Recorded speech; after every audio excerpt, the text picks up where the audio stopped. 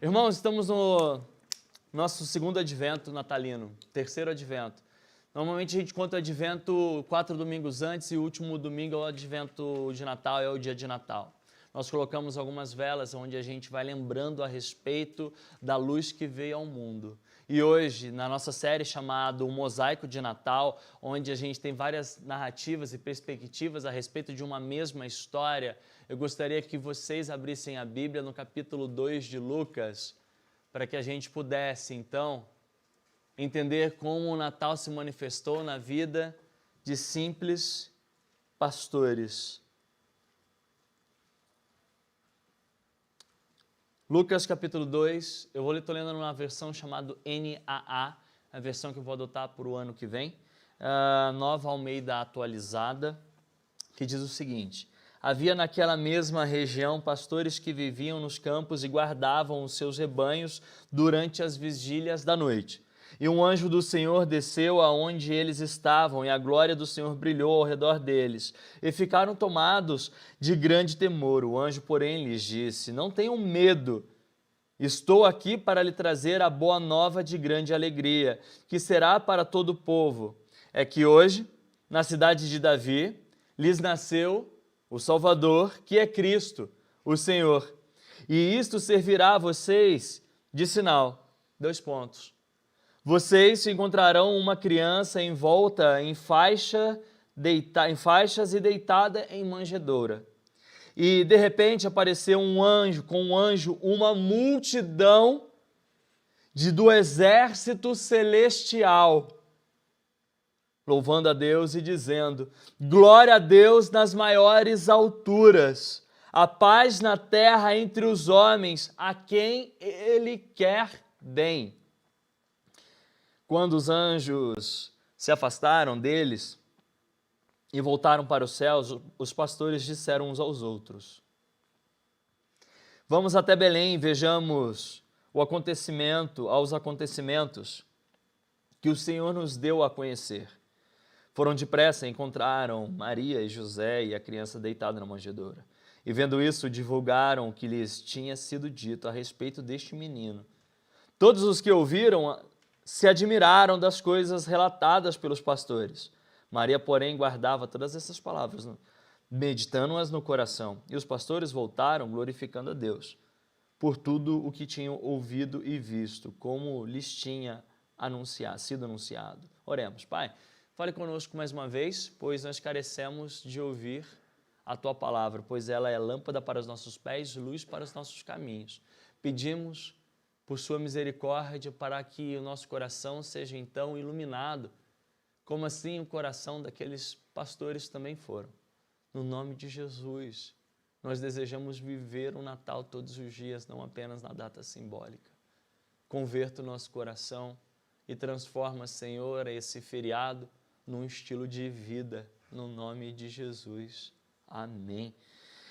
Eu queria ler com vocês um texto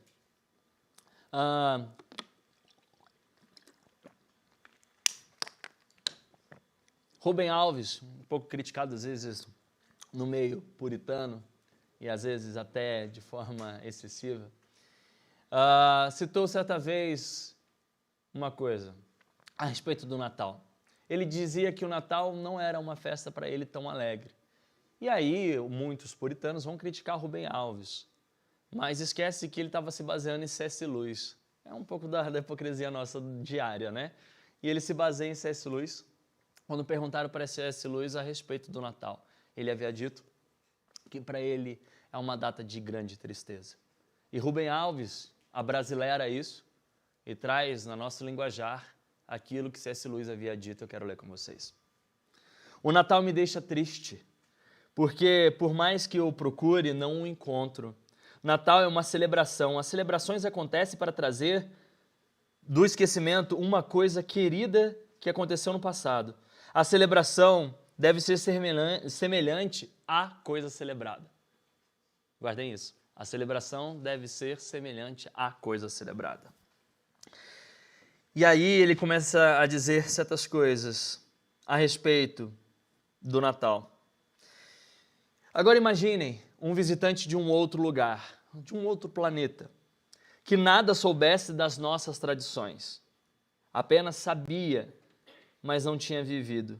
Se ele comparecesse às festas de Natal, sem nenhuma explicação que lhe fosse dada, ele concluiria que o objeto da celebração deveria ser o quê? Glutonaria, porque Natal é só sobre comida, ok? Aí ele continua, amante de carnes, bebidas, do estômago cheio, das conversas em voz alta, do desperdício. Imagina, vocês conseguiram pegar a linha dele? Se alguém de outro lugar que nunca soube a respeito do Natal chega para aquela festa, o que a pessoa viria? Desperdício, glutonaria, bebedices, vozes altas, tudo isso. E ele continua dizendo, nossas celebrações de Natal são como as cascas de cigarra agarrada nas árvores, cascas vazias, das quais a vida se foi. Se perguntar às crianças o que é que está sendo celebrado, elas não saberão o que dizer. Dirão que Natal é dia de Papai Noel, um velho barrigudo de barbas brancas, amante do desperdício que enche os ricos de presentes e deixa os pobres sem nada. Continua dizendo. Foi isso que ele fez com Vinícius, ele está falando do amigo. Pois é certo que as celebrações do Natal são orgias de ricos, celebrações do desperdício e do lixo. Celebrações do lixo? Ele pergunta. Aquelas pilhas de papel de presente colorido que vieram embrulhadas os presentes, não são elas essenciais às celebrações? Rasgados, amassados, embolados num canto ou a algum custo, irão para o lixo. Quantas árvores tiveram de ser cortadas para que aqueles papéis fossem feitos? Para quê? Para nada. A indiferença com que tratamos o papel de presentes é uma manifestação da indiferença como que tratamos a terra e o Cristo que veio à terra. Estou convidando meus amigos para uma celebração de Natal. Ela deverá imitar a ceia que José e Maria tiveram naquela noite, velas acesas, um pedaço de pão, velho, vinho, um pedaço de queijo, algumas frutas secas, a volta de um prato de sopa de fubá, comida de pobre. Tentaremos reconstruir na imaginação aquela cena mansa, um nenenzinho deitado numa manjedoura, uma estrela estranha nos céus que passara, os campos iluminados pelos vagalumes. Ouviremos algumas canções de natais cantadas pelos anjos, leremos poemas e oraremos em silêncio. O pai sozinho, que eu vi de longe, era um homem de cabelos brancos, estava com os braços levantados, como se estivesse sendo assaltado no aeroporto. Aproximei-me dele e de fato era um velho. Deveria ter aproximadamente a minha idade. De fato, estava de braços levantados, estavam levantados, apoiados sobre o vidro. Ele era um dos que ficavam com lágrimas escorridas nos olhos. Alguém partira. Seus braços levantados, encostados no vidro, dizem da inutilidade das suas lágrimas. Ele chorava por razões emocionais, mas também por razões místicas que só a poesia diz. Há um momento na vida em que cada separação anuncia a grande separação. Olhei para o porteiro que verificava os cartões de embarque. Ele entendeu a pergunta que estava no meu olhar e só disse, o meu filho partiu. Não chorei, mas fiquei com vontade, porque os filhos partem, os pais ficam. Mas essa celebração não deveria ser assim, nem com choro e nem com tristeza, mas do real significado, do porquê, o motivo do filho ter se partido, o ter partido. Ele fora para um lugar melhor do que estava. Veja que, aí ele continua dizendo, que as lágrimas foram inúteis. Era apenas emocional, mas não tinha nada a ver com o fato do filho estar melhor e indo para um lugar melhor e se desenvolvendo. O que ele quer dizer nesse texto é que a gente erra na nossa celebração natalina.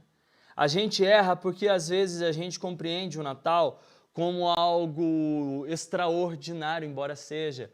Às vezes a gente compreende o Natal como algo apenas de tão extraordinário, onde a gente arranca o motivo da nossa celebração. E não se fala de Cristo, tudo é sobre comida, presentes, sobre todas as outras coisas que são todas vaidades, mas nunca sobre o verdadeiro sentido do Natal. Agora nós somos convidados por Lucas a pensar o Natal, assim como C.S. Lewis, assim como Rubem Alves, a partir de uma história de alguns pastores de Belém. E aí a gente olha para a história deles e a gente percebe que 3 coisas. O Natal constrange, como o Natal constrange. Quando a gente compreende o sentido de Natal, o verdadeiro sentido do Natal. O Natal transforma, como o Natal transforma, quando a gente compreende o verdadeiro sentido do natalino. Como o Natal reordena nossas expectativas, quando a gente compreende o significado verdadeiro da natividade. Quero responder essas 3 questões rapidamente com vocês. Primeiro, os pastores de Belém, a gente precisa reconfigurar certas coisas. Eu sei que a gente está reconstruindo nossos presépios montados em casa, ok? Eu já havia dito nos episódios anteriores que não tem 3 reis, não são 3, não são reis, eles não são magos de magos, são sábios estudantes de astronomia, na época era chamado de astrologia, não era uma estrebaria, mas era possivelmente uma casa dos parentes de José, porque ele era da cidade de Davi, ele era descendente do rei, e o rei tinha, e os seus descendentes, algumas regalias. Não tão pouco, Jesus não nasceu numa estrebaria, nasceu num quartinho da bagunça, onde junto daquela quartinho da bagunça tinha uma manjedoura, ok? Então arranque as vacas dos seus presépios, arranque os 3 reis magos, bota 5, 6, 7, porque eles viajavam em caravana, a gente não sabe quanto, mas a gente cria toda essa expectativa, ok? Então Jesus ele vai morar lá, ele vai nascer naquele lugar. Não era um lugar onde tinha cavalo, tinha vaca, tinha todas essas coisas. A Bíblia não fala nada a respeito disso. O significado grego daquele lugar é um lugar num quartinho anexo aonde a figura mitológica que a gente criou, que você vai procurar na Bíblia, não vai achar que o cara foi grosso com José e mandou ele para fora. Não tem nada disso. Isso não está escrito na Bíblia, tão pouco na sua origem e da escriturística que era no grego da época. Então, assim, a gente precisa reconfigurar muitas coisas, inclusive a respeito dos pastorzinhos de Belém. Primeiro, eles não eram pobres, ok? Vamos começar por aí. Os pobres coitados de Belém. Não, eles eram simples. Simples quer dizer que não tinha nada de extraordinário na vida deles. Muitas vezes a gente confunde o significado de simplicidade com o significado de pobreza, com o significado de humildade, com o significado de várias coisas. Mas aqueles pastores... Primeiro, a gente precisa entender como era a ovinocultura e como era, naquela época, como eles tratavam a respeito das suas criações. Primeira coisa que a gente precisa pensar. Naquela época, de acordo com o Talmud, de acordo com a Mishnah, que é o relato oral dos judeus, e a Mishnah foi escrita no 200, mais ou menos, depois de Cristo, que pegaram todos os relatos orais e colocaram lá escrita, explica que havia 2 formas de você cuidar de rebanho. Primeiro, no deserto. Você cuidava de rebanho no deserto. Por quê? Porque os judeus, eles não podiam lidar com animais mortos. Ele não podia tocar em nada morto. Começa aí. Uou. Então você criava isso no deserto. As pessoas que lidavam com isso eram pessoas, então, consideradas imundas. Lembra de Pedro, quando estava na casa de um curador, aonde ele olha lá e ele era um tipo de um açougueiro, um butcher, e aí ele vai olhar lá, tá cheio de carne lá, e se a gente vai olhar para Êxodo, fala que a gente não poderia tocar, que os judeus não poderiam tocar em coisas imundas. Naquele momento, Pedro estava tendo uma ideia do significado da graça do Natal, que não era apenas para uma equipe, por um grupo étnico, mas era para todas as outras pessoas, que agora os anjos os anjos diriam, ou disseram, que é para todos os homens aquele quem Deus quer bem. A todos os escolhidos de Deus. Pedro não entendera isso na Galácia, tanto é que ele vai obrigar o pessoal a cumprir o rito judaizante, vamos circuncidar todo mundo. Paulo chega com os 2 pés no peito e fala que ele estava anulando a graça de Cristo na cruz do Calvário. Porque graça é o entendimento que eu não preciso fazer absolutamente nada. Se eu adiciono alguma coisa à fé, eu não entendo a graça. Se eu queira pagar, também não significa que é graça. Então, aqueles homens que cuidavam dos rebanhos, eles não eram considerados como homens puros. Eles também não eram considerados como homens honestos. Olha que paradoxo. Eles não eram considerados como homens de confiança. Alguém de destaque na sociedade religiosa da época. Não eram. Mas também não quer dizer que eles eram pobres. ok? Não quer dizer isso, de pobreza, da miserabilidade, da ausência de recursos financeiros. Havia uma segunda forma de criar ovelhas. A ovinocultura também da época era também voltada para sacrifícios. E havia duas formas de você cuidar de ovelhas, no deserto ou próximo da cidade. E aquelas pessoas que cuidavam, ou os pastores, que cuidavam das ovelhas próximo da cidade, era porque aquelas ovelhas eram para quê? Para o sacrifício da Páscoa, para os sacrifícios que tinham na religião judaica. E aí a Bíblia vai dizer o seguinte, que eles estavam aonde? Em torno de Belém. Ou seja, que tipo de ovelhas eles estavam criando? Para o sacrifício. Não era para escambo, não era para alimentação própria, porque para alimentação própria, para escambo, para negócio, era sempre no deserto, próximo da cidade. Era quem? Era para quê? Era para sacrifícios. Como então o Natal constrange? Porque quando chega os anjos para poder anunciar, ele não chega para um grupo, para uma elite da época. Ele não chega para os grandes. Ele não chega, essa boa notícia do Natal, não chega para os mais providos, para os mais intelectuais, mas chegou para quem? Para aqueles caras que eram exclusos da própria sociedade e estavam fazendo o trabalho sujo para o sacerdote religioso, que era cuidar da ovelha para espiar o pecado dele. E aí aquele próprio povo não tinha misericórdia com esse próprio povo. E aí a gente vê uma opressão religiosa gigantesca, que é isso que a religiosidade faz.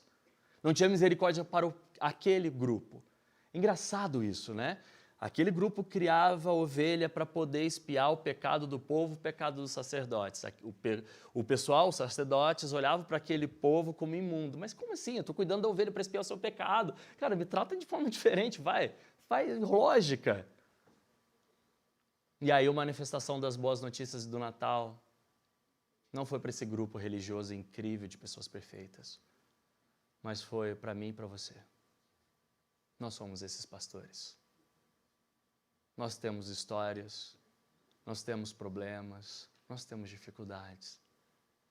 E se você se acha simples, se você se acha uma pessoa dessa, tem uma boa notícia. O Natal é para você.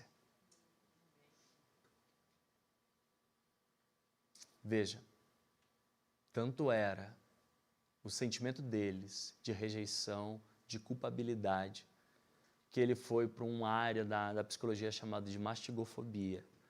A mastigofobia é o pavor, é um medo de ser punido. Chamado mastigo significa chicotes, fobia, medo, o medo da chicotada. Quando os anjos apareceram, o que eles sentiram? Hã? Sentiram o quê? Vocês leram na Bíblia. O que eles sentiram? Um grande... Poxa, ninguém leu. Vamos ler de novo, então? Vamos lá, vamos ler de novo. Vamos lá. Ficaram aterrorizados. Eles estavam cheios de pavor. Se vocês olharem lá no comecinho, aonde os anjos aparecem, diz o seguinte: o anjo, porém, lhes disse, não tenham medo. E antes disso, Lucas relata, eles ficaram tomados de grande temor. Eles ficaram apavorados. E aí vem aquela coisa que a minha avó dizia, não sei se vocês também ouviam isso ou usam isso, quem não deve não teme. Não é? Quem não deve não teme. Duas cenas, tá bom? Duas cenas. Vocês fizeram um trabalho incrível. Vocês bateram suas metas, vocês fizeram empreender ou, sei lá, alguma coisa incrível aconteceu. Aí, de repente, você está toda aquela expectativa festiva, porque tudo deu certo, você fez a mais daquilo que fora obrigado, ordenado a você, aí o teu chefe chama, qual a tua expectativa? Pô, ele vai me dar uma... Cara, vai me dar uma comissão lá em cima, ele vai lá, pô, olha o que eu fiz, ninguém fez isso na história da empresa, ele vai me elogiar ou ele vai me colocar como funcionário do mês. Vai ter uma plaquinha minha lá. Não é essa sensação quando a gente bate recorde? É ou não é? Quando a gente é convidado para dar uma entrevista, no sentido de que a gente fez uma coisa muito boa. Agora vamos fazer o inverso, vocês não fizeram absolutamente nada. Vocês fracassaram, foram maus, com seus pais, com seus amigos, irmãos. E a pessoa fala assim, vamos conversar? O que você imagina? Hã?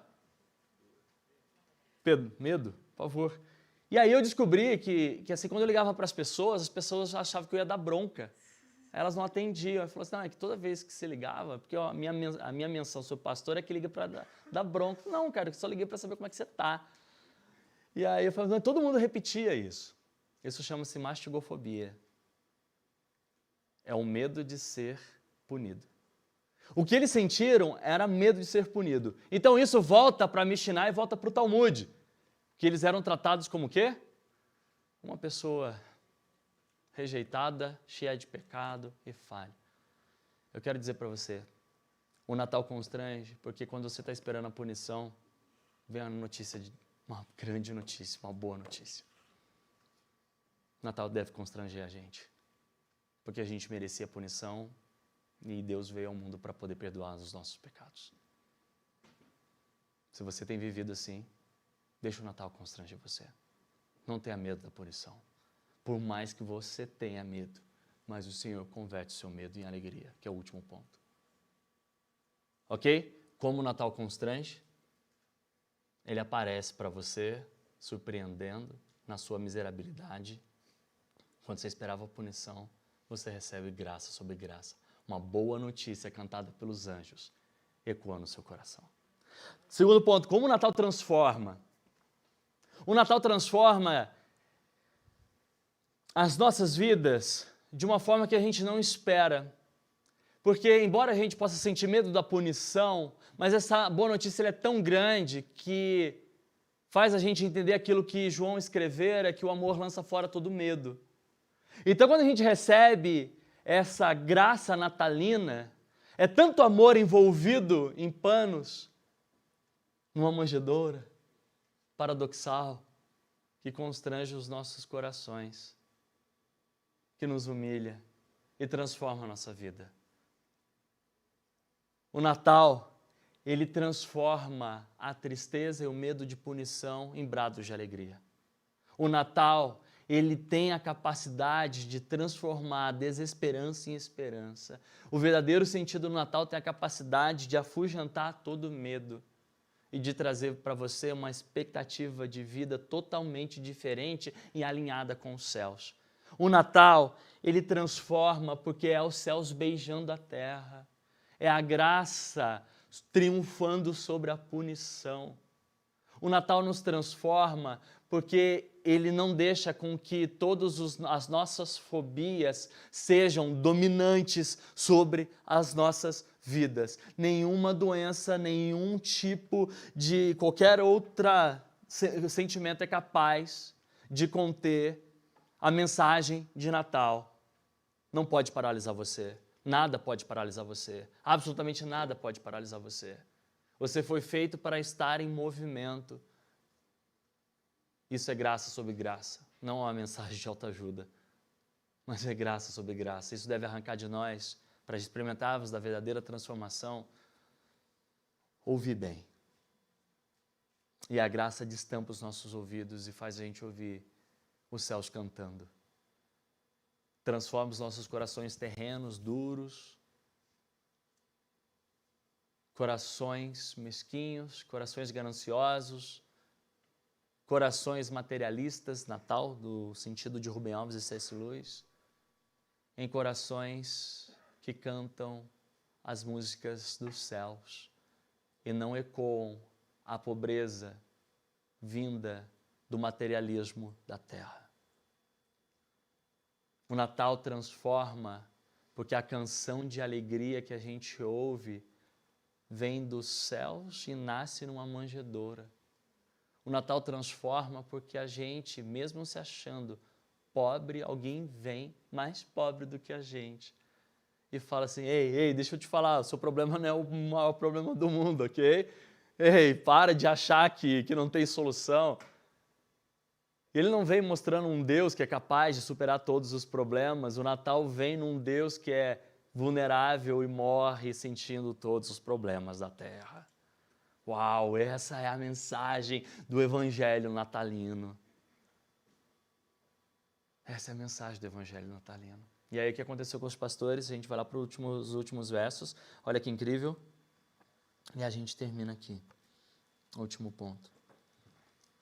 Os últimos versos. E os pastores voltaram, glorificando e louvando a Deus por tudo que tinham ouvido e visto, como lhes tinha sido anunciado. No começo eles estavam como? Cheios do quê? De temor. E agora eles estavam então cheios do quê? De alegria. Essa é a mensagem do Natal que veio num Deus menino. Para pessoas como pastores de Belém, como a gente. Gente como a gente. Então, se você sente alguma coisa no seu coração que está incapacitando você, a mensagem do Natal é essa. Você vai sair daqui transbordante de alegria. O Natal todos os dias é uma lembrança de que a marginalidade da sociedade não tem a palavra final. Você não foi colocado à margem. Porque os céus veio e absorveu você, removeu você do centro, botou Jesus e agora você participa de todas as benesses dos céus. Essa é a verdadeira mensagem de Natal. Que música vocês cantarão hoje? Que música vocês cantarão hoje? As músicas dos céus ou aquelas embrulhadas em presentes natalinos? Por fim, último ponto. Como o Natal reordena as nossas expectativas. Qual é a sua expectativa a respeito do Natal? Família, festas, amizade, enfim, fechamento do ano, início do novo ano. E a gente descobre que não há nada novo debaixo do sol, a série de Eclesiastes, né? A gente conta um ano de uma forma cronológica e a gente começa um ano fiscal, isso é tudo veio da economia e a gente acha que a gente termina um ano em dezembro. Se for ver dezembro com janeiro, qual a diferença? Tem alguma diferença entre dezembro e janeiro? Tem. Janeiro está pagando a conta de dezembro. Aí você vai olhar, fevereiro, tem diferença? Não, porque você está pagando a conta de janeiro porque você saiu de férias. E aí você vai ver o resto do ano é a mesma coisa. Mas o Natal pode ter um sentido diferente, transformando as suas expectativas. Qual era a expectativa daqueles pastores de Belém? Talvez serem punidos? Não sei. Mas a mensagem foi essa. Ei, olha que incrível. Voltem lá para o texto. Foi o seguinte. Hoje, na cidade de Davi, nasceu o Salvador. 3 características que ele coloca aqui. Que é Cristo, que é o Yeshua que vocês esperavam, o Messias. Que é o seu dono, o seu Senhor. Peraí, o Natal não é sobre todas essas coisas que a gente havia dito, sobre as coisas que Rubem Alves e C.S. Lewis disseram? Não. O Natal, para os pastores de Belém, eram: ei, vocês se sentem punidos? O Salvador já veio. Ei, vocês que trabalham para a expiação do pecado dos outros, não precisa, porque o Messias veio, o Redentor veio.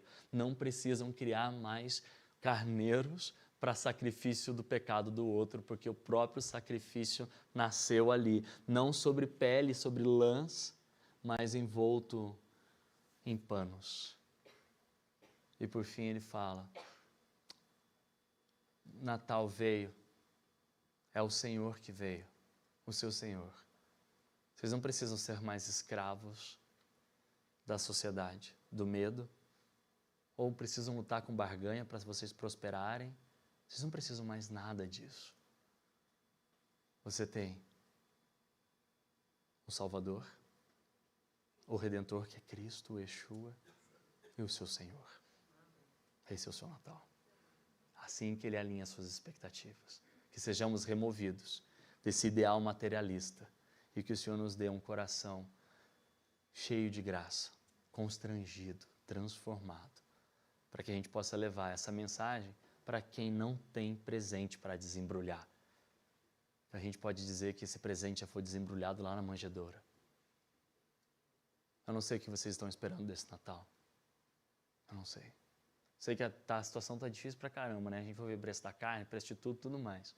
Mas você não precisa mais disso. Você tem Cristo. Você tem o Salvador. Você tem o seu Senhor. Oremos, Pai. Obrigado, Senhor, pela mensagem de Natal que continua ecoando nos nossos corações. E também nos perdoa, Pai, porque muitas vezes a gente ignora essa mensagem e a gente vai para outras áreas da vida. Perdoe-nos por isso. Ajude-nos a cantar a canção dos céus e não a canção materialista da terra.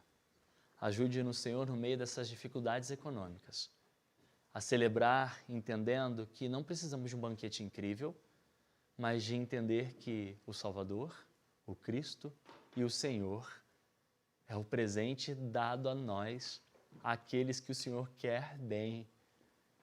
Que incrível são essas palavras, porque o Senhor não deu um presente de Natal materialista para nós, de uma perspectiva financeira grandiosa, de festas deslumbrantes, mas o Senhor deu um presente para nós que é o verdadeiro significado de nossas vidas, que é a necessidade de um Salvador, de um Redentor e de um Senhor, que comemoremos assim, com humildade, temor, alegria e compaixão, no nome de Cristo.